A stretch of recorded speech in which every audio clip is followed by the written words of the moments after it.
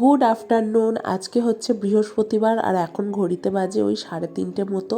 আজকে হচ্ছে 14 নভেম্বর, শিশু দিবস, চিলড্রেন্স ডে। তো ওর জন্য ভাবলাম আজকে একটা নতুন কুর্তি পরে পড়াতে যাবো। তো এই কুর্তিটা পুজোর সময় আমার দিদি দিয়েছিল, সাইজটা এতটাই বড় হয়েছিল, তার জন্য সাইড দিয়ে না টেলারের কাছ থেকে সাইড একটুখানি মানে সেলাই করে নিয়েছিলাম সাইডে। কিন্তু এখন দেখছি পুজোর সময় আর দেখিনি, কিন্তু এখন খুলে দেখছি মানে সেলাইটা না একটু বেশি করে ফেলেছে, মানে একটু বেশি ছোট করে ফেলেছে, যার জন্য আমার গায়ে হচ্ছে না। তো এই যে স্টিচ ওপেনার যেগুলো কিনেছিলাম ওইটা দিয়ে এখানে শুরু করলাম স্টিচগুলোকে খোলার। দেখি যতটা পারি, কারণ ওই কাকুটাকে ফোন করেছিলাম যিনি আর কি সেলাই করে দিয়েছিলেন। তো উনি বললো যে আমার তাহলে কোনো ভুল হয়েছে, তাহলে তুমি চলে এসো, আমি এটাকে ঠিক করে দেবো। তা যাওয়াও হচ্ছে না, কারণ বাবার বাড়ির ওখানে করিয়েছিলাম। আমি যেখানে বিয়ের আগে ব্লাউজ বানাতাম, কুর্তি সেলাই করাতাম, সেখান থেকেই আর কি করাই। তো ওইখানেও কাকুকে বললাম, কাকু বলছে যে চলে এসো, আমি করিয়ে দেবো। কিন্তু ভাবলাম বাড়িতে যখন স্টিচ ওপেনারটা রয়েছে তাহলে একবার ট্রাই করে দেখি। যেই সেলাইগুলো মানে একদম কাছে কাছে যে সেলাইগুলো ছিল সেগুলো যদি খুলে ফেলতে পারি, যদি গায়ে হয়ে যায় তাহলে আর কাকুর কাছে নিয়ে যেতে হবে না। কিন্তু অনেক ট্রাই করলাম, অনেকক্ষণ, প্রায় স্টিচগুলো পুরো কুর্তি স্টিচ মানে দু সাইডে খুলতে অনেকটা সময় লেগে গেছে, প্রায় 1-1.5 ঘন্টা লেগে গেছে। আর পড়াতেও যেতে হবে, রেডি হয়ে বেরোবো, তো একটু তাড়াহুড়োর মধ্যেই ছিলাম। কিন্তু কি হলো, লাস্ট পর্যন্ত মানে যতই সেলাই করলাম, যতই যা করলাম, কোনো মতে আর পড়াতে পারলাম না। আর আগামীকাল আছে মায়ের জন্মদিন, আর আগামীকাল যেহেতু শুক্রবার পড়ে যাচ্ছে, মা তো নিরামিষ খায় শুক্রবার দিনকে, যেহেতু অনুকূল ঠাকুরের দীক্ষিত মা, ওর জন্য এখানে এই নিরামিষ কেকটাই নিলাম, এগলেস কেক। আর এখানে মা লেখা নিয়ে সেই ঝামেলা হয়ে গেছে, বাংলায় মা লিখতে বলেছি, আর দোকানে যে কটা মানে লোক ছিল কেউ মা বাংলায় লিখতে পারবে না। সেই কাকে আবার ডেকে নিয়ে আসলো, সে বাইরে চা খাচ্ছিল, সে এসে আবার এই মাটা লিখে দিল। এত হাসাহাসি হয়েছে ওখানে, মানে আমিও হাসছি, দোকানে যারা কেক বিক্রি করছে তারাও হেসে পাগল হয়ে যাচ্ছে, এমনই ব্যাপার। মায়ের বাড়ি এসছি, মা আগেই এখানে আমাকে ভাত দিয়েছে। সন্ধ্যেবেলা টিফিনে কে ভাত খায় জানি না, মা বলছে এখন একটু ভাত খা, তোর জন্য মাছের মাথা দিয়ে ডাল করছে। আর সত্যি কথা বলতে আমার মাছের মাথা দিয়ে ডাল ভীষণ পছন্দ। আরও বেশি পছন্দ হচ্ছে বরবটি ভাজার। মায়ের না, মা কোমরে একটা মাদুলির মতো পরে থাকে, তা ওইটা মা যেহেতু কোমরে পড়লে বলে খুলে যায়, ওই জন্য ওটাকে গলায় পরে রেখেছে। আমি যেহেতু ভিডিও করছি ওর জন্য বলছে না না ওটা নামিয়ে দে, সবাই দেখলে কি খারাপ ভাববে, তা ওটাকে ঝট করে মা খুলে দিল ওর জন্য গলা থেকে। আর এই বরবটি ভাজা খেতে আমার যে কী শুদ্ধ, বরবটি ভাজা, আলু ভাজাও করেছিল, তো এই বরবটি ভাজা ভাত দিয়ে মাখিয়ে আমার এত ভালো লাগে না। মানে আমার যদি একদিকে মাংস দেওয়া হয়, একদিকে বরবটি ভাজা দেওয়া হয়, আমি বরবটি ভাজাটাকেই আগে চুজ করব। আর এখানে মা করেছিল মাছের মাথা দিয়ে ডাল, অসাধারণ খেতে হয় মাছের মাথা দিয়ে ডাল। আর যেহেতু মায়ের জন্মদিন আর পরের দিনকে শুক্রবার ছিল, মা তো আর মাছ মাংস কিছুই খেতে পারবে না, ওর জন্য বাবা চিকেন এনে রেখেছিল। তো আগের দিনকে মানে জন্মদিনের খাওয়া দাওয়াটা আগের দিনই মোটামুটি সারা হয়ে যাচ্ছে, পরের দিন নিরামিষে না কী রান্না করবো আর মাথা কাজ করে না, ওর জন্য চিকেনটা আগের দিনই রান্নাবান্না করে নিচ্ছে। আর যথারীতি আমি গেছি, রান্নার দায়িত্ব তো আমার ঘাড়ে পড়েই গেছে। আমার বেশ না রান্না করতে ভালো লাগে, মানে আবার একটু অন্য নতুন নতুন রেসিপি করবো, সেগুলোও বেশ ভালো লাগে। রাতের খাওয়া দাওয়া সমস্ত কিছু হয়ে গেছে। এখানে মাকে যে কেক কাটাবো, একটু আশীর্বাদ করবো, আমি আগেও আশীর্বাদের কথাটা বলেছি, যেহেতু আমার মা বাবা দুজনেরই মা বাবা কেউ নেই, মানে ওনাদের বাবা মা কেউ নেই, তা আশীর্বাদের দায়িত্বটা এখন আমরা মেয়েরাই নিয়েছি। জানি ছোট হয়ে হয়তো বড়দের আশীর্বাদ করা যায় না, কিন্তু কি করব, ওদের যেহেতু মা বাবা নেই, ওই জায়গাটা যেন ওদের খালি না লাগে।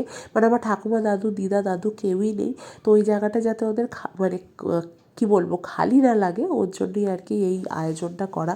তো আমি এখানে নিয়ে গেছিলাম 5 রকমের মিষ্টি। এই মিষ্টিগুলো নিয়ে যাওয়া বেকার, কারণ এই মিষ্টিগুলো মা কোনোটাই খাবে না। মায়ের যেহেতু সুগার আছে, ওই একটা যে কালাকাঁদ সাদা রঙের ওটা একটু সুগার ফ্রি আছে, মা ওটাই খাবে। বাদবাকি সব মিষ্টি আমি আর বাবাই খাবো, আমার থেকে বেশিও বাবা খাবে, কারণ আমার মিষ্টি ভালো লাগে। ওই একটু ডায়েটের চক্করে এখন মিষ্টিটাকে মোটামুটি একটু বাদ রেখেছি, তো বেশিরভাগটাই বাবার পেটে যাবে। আরও ওর জন্য বড় বড় দেখে মিষ্টি নিয়ে এসেছি, যাতে আমার বাবা হচ্ছে মিষ্টি প্রচণ্ড ভালোবাসে। আমার বাবাকে ভাত রুটি কিচ্ছু দিতে হবে না, এক হাঁড়ি রসগোল্লা বা একটু মিষ্টি দিয়ে দাও, আমার বাবা তাতেই খুশি। আর বাবাকে যদি পটানোর কোনো কাজ ধরো করাবো বা কোনো কিছু ধরো পারমিশন নেবো, আমার বাবার কাছে যদি মিষ্টি দিয়ে দাও, আমার বাবার যেটা না সেটা হ্যাঁ হয়ে যাবে। ওর জন্যই আর কি আমার আমার ভীষণ আমার বাবার মিষ্টি ভালো লাগে। আর ওর জন্য এখানে মিষ্টিটা আর কি নামেই মায়ের জন্য নিয়ে গেছি, খাবেবেন বাবা, আর আমাকে হয়তো মা 1 পিস বা 2 পিস যা দেবে আমি একটাই খাবো, বেশি খাবো না। আর এখানে এই কেকটা খুলছি, এখানে মা বাবা সব ঘরে রয়েছে, ওরা জানেই না যে আমি এত আয়োজন করেছি। কেকটা দেখে ফেলেছে কিন্তু মিষ্টিটা দেখতে পাইনি। আর কাউকে না এরকম সারপ্রাইজ দিতে বেশ মজা লাগে, আমার তো ভীষণ ভালো লাগে এরকম সারপ্রাইজ দিতে। আর এগলেস না, আগে এই কেকটা আগে এগ মানে সমেত পাওয়া যেত, এখন করেছি এগলেস। যাকে একদিকে ভালোই হয়েছে, কেননা আমার দিদির জন্য রাখবো, দিদি আসতে পারিনি তোমার আজকে ও ছেলেগুলোর পরীক্ষা ছিল তো ওর জন্য আসতে পারিনি বলে এগলেস হওয়াতে একদিকে ভালো হয়েছে, ওর জন্য কেক রাখতে পারবো, কারণ ও তো নিরামিষ খায়, ও ডিম মাছ মাংস আদা খায়, রসুন পেঁয়াজ এসব কিছুই খায় না। তো এখানে সব কিছু সাজিয়ে নিয়ে এবারে মাকে নিয়ে বসাবো। মাকে বলেছে তুমি একটু রেডি হও, রেডি বলতে ওই নাইটি পরে আছে, আমি ওর ওপরই একটা কাপড় পরে নাও, কোনো অসুবিধা নেই, কারণ ঘরে রাত্রিবেলা আর কে দেখবে, মানে ওপর দেখা না গেলেই হলো আর কি। তো এখানে সমস্ত কিছু গুছিয়ে গাছিয়ে দিচ্ছি, এবারে নিয়ে কেকটা কাটাবো।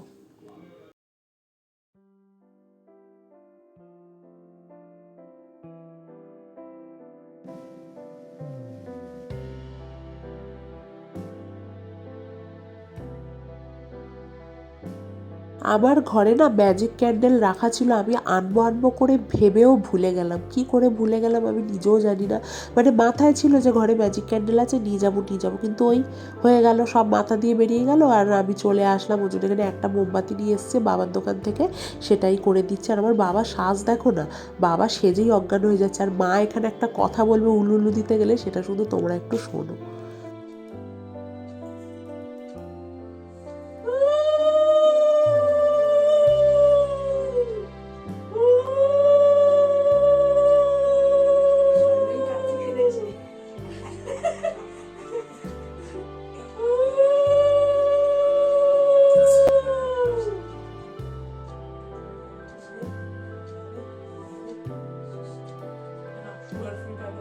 শুনতেই পারলে কি বললো, বলে কার্তিক ঠাকুর নাকি ফেলেছে, ওর জন্য রাত্রিবেলা উলুলু দেওয়া হচ্ছে। আসলে এর 1-2 দিন পরেই ছিল কার্তিক পুজো, মানে সব না পরপর পড়েছে। তো মাকে এখানে মিষ্টি খাই দিলাম, এবার বাবাকে এখানে বলছি একটু আশীর্বাদ করতে। আর আমার বলে নাকি যে আশীর্বাদ করার পরে যাকে আশীর্বাদ করছো তার হাতে কিছু টাকা দিতে হয়।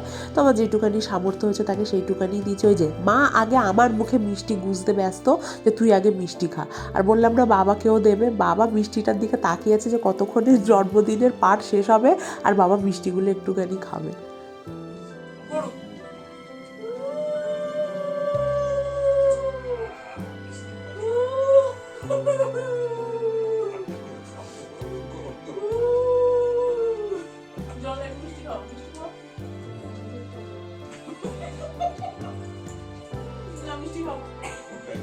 যেটা ইচ্ছা খাওয়া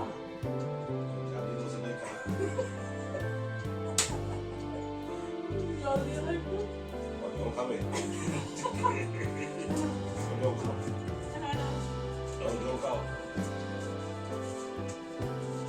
এই হচ্ছে এবার মায়ের ঝামেলা শুরু। মা প্রত্যেক বছর এটা করে, মা হোক বাবা হোক, আমি দিদি কেউ যদি কেক নিয়ে যাই আমাদেরকে ওই 100 টাকা 200 টাকা করে হাতে দেবে। কেন? ওনার মনে হয় মেয়েরা টাকা কোথায় পাবে, মেয়েরা কষ্ট করে এনেছে, উনি আবার ওই টাকাটা আমাদেরকে ঘুরিয়ে দিয়ে দেবে।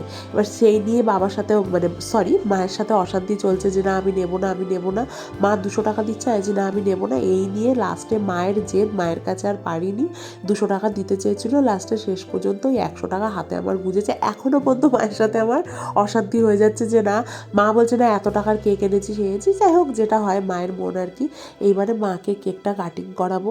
আর এইগুলো না আমার বেশ ভালো লাগে। দেখো বাবা মায়ের বয়স হয়েছে, আর আগেকার দিনে এই জিনিসগুলো এত হতো না, ওর জন্য চেষ্টা করি যে আমাকে একটু আনন্দ দাও। আমার বাবার অবস্থা দেখো, যে আগে কেকটা কাটো আমি আগে খাবো, মানে হাতটা এমন করে না। আমার বাবা মায়ের জন্মদিন হলে মানে এক মুহূর্ত যায় না যে হাসি ছাড়া থাকি, সারাক্ষণ না বাবা মায়ের পেছনে লাগতে থাকে না মা বাবার পেছনে লাগতে থাকে, মানে যাচ্ছে তাই অবস্থা হয়। যাই হোক জন্মদিনটা বেশ ভীষণ ভালো করে মজা করে কাটলো।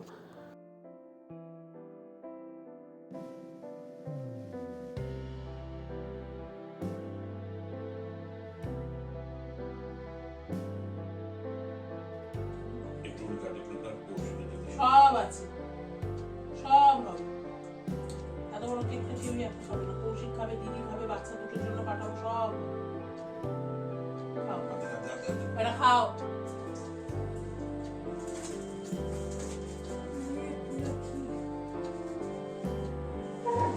মা এদিকে একটু আসো, মশাইটা কি এইটা? এইটা এগুলো তো সব লেপ কম্বল।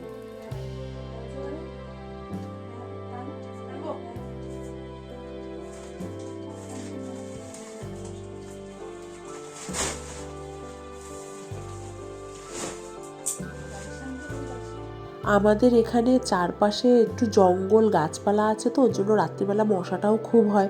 আর আগে যেহেতু আমি বিয়ের আগে থাকতাম, তো আমাদের দুটো ঘরে দুটো অল আউট ছিল। এখন যেহেতু মা বাবা একটা ঘরেই থাকে, তো একটাই অল আউট আছে, তো একটা অল আউট দিয়ে দুটো ঘরে তো হবে না, কারণ বাবা আলাদা শোবে, আমি মানে বাবা আলাদা ঘরে শোবে ঠাকুর ঘরে, আমি আর মা এক ঘরে শোবো। ওর জন্য বাবাকে দিয়ে দিলাম অল আউটটা। আর আমার না মশারির মধ্যে শুতে ভীষণ ভালো লাগে। আমার শ্বশুরবাড়িতে তো বক্স খাট, সেখানে গিয়ে আমি মশারি টানানোর যে আংটাগুলো ওগুলোও নেই, তা কোথায় টানাবো। ওর জন্য মায়ের বাড়িতে যখন সুযোগ পেয়েছি মাকে বললাম মশারিটা বার করব, তো ওই সানসেট থেকে মশারিটাকে বার করলাম। এবার মশারি টানিয়ে শুয়ে পড়ো। মশারির মধ্যে শুলে না আমার কী আরাম হয়, না মশা কানের কাছে ভ্যান ভ্যান করবে, না মশার কোনো আওয়াজ শুনতে পারবো, বেশ মজা লাগে শুতে। ছোট্টবেলা থেকে আমার মশারির মধ্যে ভীষণ ভালো লাগে, মনে হয় না ঘরের মধ্যে ঘরে শুয়ে রয়েছি এরকম একটা। ছোটোবেলা একটা হাসির কথা বলি, আমার ছোটোবেলা একটা ভয় ছিল যে ঘর অন্ধকার করে দিলে মনে হতো না খাটের তলায় কেউ বসে আছে, মানে ভূতের কথা বলছি আর কি, খাটের তলায় কেউ বসে আছে। ওর জন্য ছোটোবেলায় লাইটটা বন্ধ করে, ইভেন আমি কলেজ লাইফেও করেছি এরকম, লাইটটা বন্ধ করে দৌড়ে এসে আগে খাটে উঠে যেতাম। মশারির মধ্যে ঢুকে গেলে আমার মনে একটা ফিল হতো যে আমাকে মনে হয় আর কেউ ধরতে পারবে না। এরকম আমি জানি অনেকের সাথেই এটা হয়, অনেকে হয়তো এটা ফেস করো, যে লাইট জ্বললে সেই জায়গাটায় ভয় লাগে না, লাইট বন্ধ করে দিলে মনে হয় খাটের তলায় কেউ আছে, পাশে কেউ দাঁড়িয়ে আছে, এরকম একটা মনে ফিল হয়।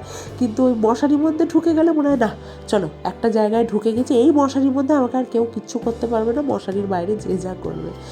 আজকের মতো ভিডিওটা এই পর্যন্তই। তোমরা সবাই ভালো থাকবে, সুস্থ থাকবে।